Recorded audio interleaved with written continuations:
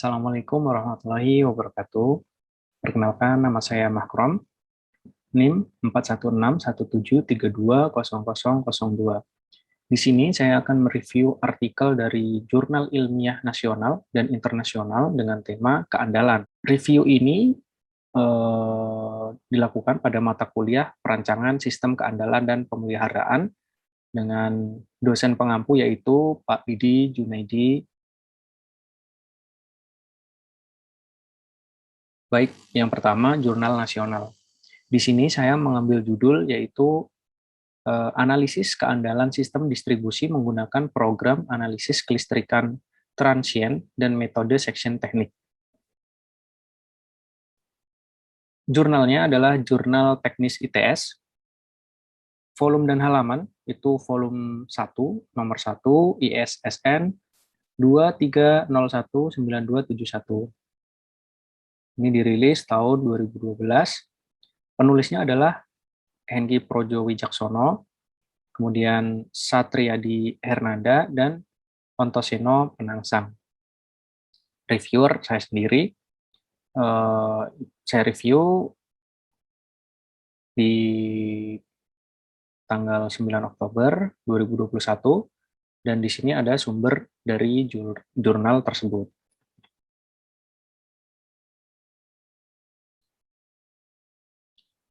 Tujuan penelitian ini adalah untuk mengetahui keandalan sistem distribusi 20 kV pada penyulang yang dianalisis. Subjeknya dari sini SPLN nomor 591985, keandalan pada sistem distribusi 20 kV dan 6 kV, Perusahaan Umum Listrik Negara di Jakarta. Kemudian, metode penelitian dipakai adalah metode section teknik dan program analisis kelistrikan transient. Dari penelitian itu didapatkan hasil nilai SAIV dan SAID di atas dibandingkan dengan standar PLN, di mana standar yang digunakan yaitu SPLN 682-1986 dengan nilai SAIV 3,2 kali per tahun dengan SAID 21 jam per tahun. Terlihat bahwa nilai SAIV dan SAID pada penyulang yang dianalisis dapat dikatakan handal dan memenuhi standar PLN. Nah, dari penelitian ini, kekuatannya adalah, pertama, metode yang digunakan lebih dari satu, sehingga hasil dari perhitungannya lebih dapat dipercaya. Kemudian yang kedua, terdapat rumus yang jelas. Dan yang ketiga, penulisan yang jelas dan mudah dipahami. Namun, terlepas dari kekuatan tersebut, ada juga kelemahannya dari penelitian tersebut. Di sini ada 3 yang saya ringkas ya. Yang pertama adalah tempat penelitian tidak disebutkan di judul. Yang kedua, tidak ada grafik untuk melihat tingkat fluktuatif. Dan yang ketiga, ini adalah ada beberapa kata yang tidak sesuai dengan ejaan yang dianjurkan atau yang dibenarkan. Nah, kesimpulan dari penelitian atau jurnal tersebut adalah perhitungan menggunakan metode section teknik, nilai SAIV penyulang yang dianalisis adalah 2,4932 kali per tahun dan telah sesuai dengan standar yang ditentukan PLN, yaitu 3,2 kali per tahun. Nilai SAID penyulang yang dianalisis adalah 720-7134-172 jam per tahun, juga telah sesuai dengan standar yang ditentukan PLN, yaitu 21 jam per tahun. Nilai CAID penyulang yang dianalisis yaitu 2,89071616417 jam per tahun. Kesimpulan yang kedua, berdasarkan hasil perhitungan menggunakan program analisis kelistrikan transient, nilai SAIV penyulang yang dianalisis adalah 2,9235 kali per tahun dan telah sesuai dengan standar yang ditentukan PLN, yaitu 3,2 kali per tahun. Nilai SAID penyulang yang dianalisis adalah 7,8902 jam per tahun juga telah sesuai dengan standar yang ditentukan PLN, yaitu 21 jam per tahun. Nilai CID penyulang yang dianalisis yaitu 2,699 jam per tahun. Nah, di sini saya sertakan juga source-nya ya dari jurnal tersebut. Jadi bisa dicek dari jurnal itu dan bisa dipelajari dan juga dibaca-baca. Kemudian yang kedua itu adalah jurnal internasional. Di sini saya mengambil judul Reliability Analysis of Reconfigurable Manufacturing System Structures Using Computer Simulation Method. Jurnal ini dikeluarkan oleh Maintenance and Reliability. Volume dan halaman adalah volumenya 21, kemudian nomornya 190 sampai 102. Jurnal ini dirilis tahun 2019. Penulisnya adalah Arkadius Gola. Reviewernya adalah saya sendiri. Saya mereview ini tanggal 9 Oktober 2021. Di sini terdapat juga sumber dari jurnal tersebut.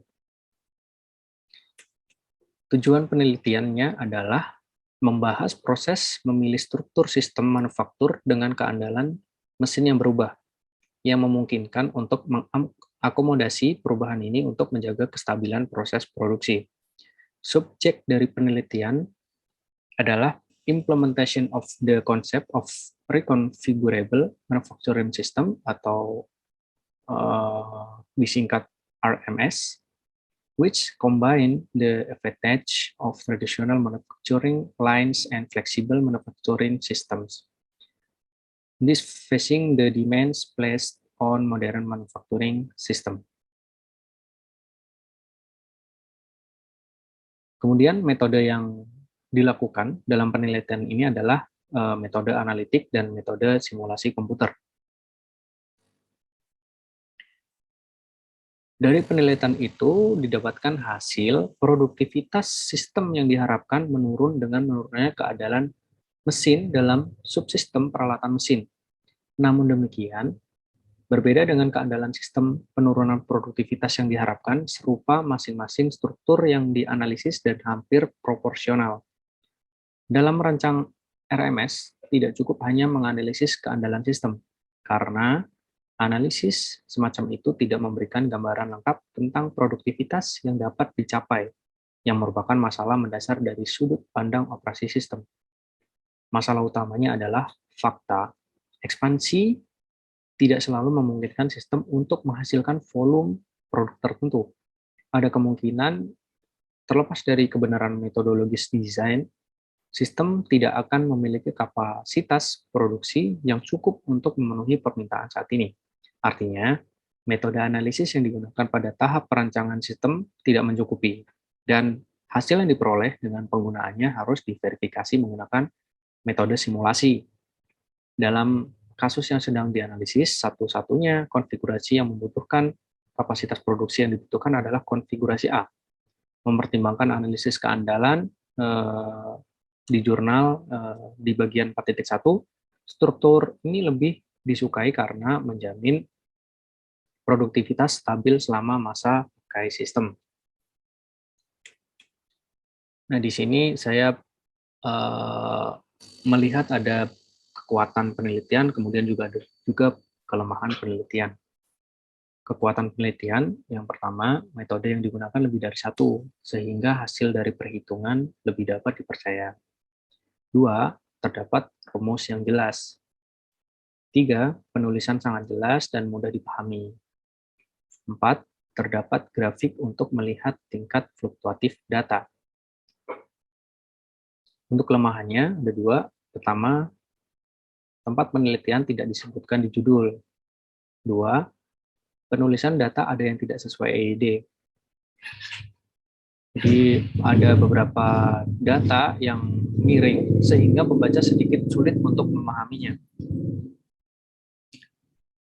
Nah, di sini kesimpulan dari jurnal tersebut adalah pemilihan struktur produksi yang tepat adalah elemen kunci dalam proses merancang sistem manufaktur. Apapun sebagai struktur yang digunakan, memiliki implikasi jangka panjang untuk efisiensi, produktivitas, dan biaya pengoperasian sistem yang dirancang.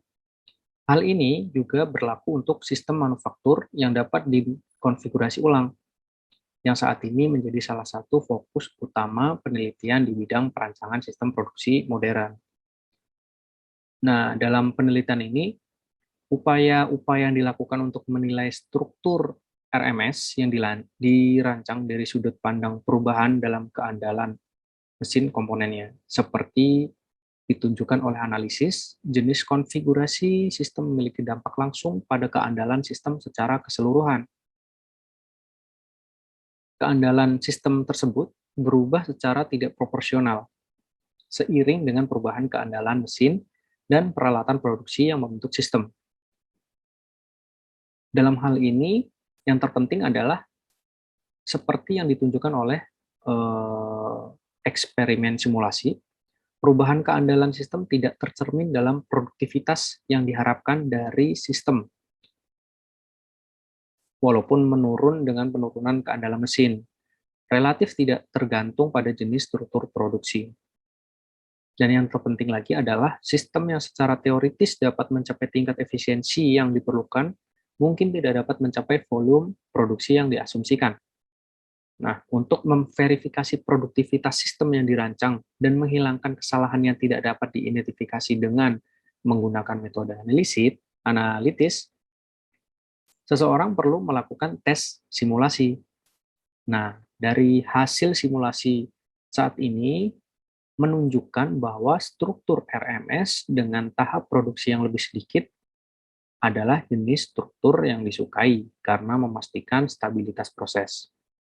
Namun, sayangnya struktur ini didasarkan pada peralatan mesin multitugas atau multifungsi, yang mana secara otomatis membuatnya lebih mahal. Oleh karena itu, proses pemilihan struktur produksi harus disertai dengan analisis multi kerja yang memungkinkan untuk meminimalkan biaya konstruksi dan pengoperasian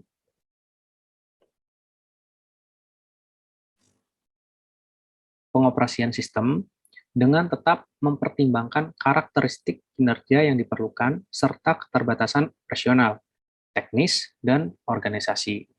Nah, yang paling bawah ini saya cantumkan source-nya. Ini bisa di-download, bisa dibaca-baca, bisa dipelajari, dan bisa menjadi ilmu tambahan untuk kita. Baik, mungkin itu saja presentasi dari saya. Presentasi ini pure dari hasil yang kurang berkenan atau mungkin ada salahnya. Saya mohon maaf karena memang ini adalah subjektivitas dari apa yang saya lihat gitu. Jadi mohon maaf ada kurang lebihnya. Sekian, terima kasih. Assalamualaikum warahmatullahi wabarakatuh.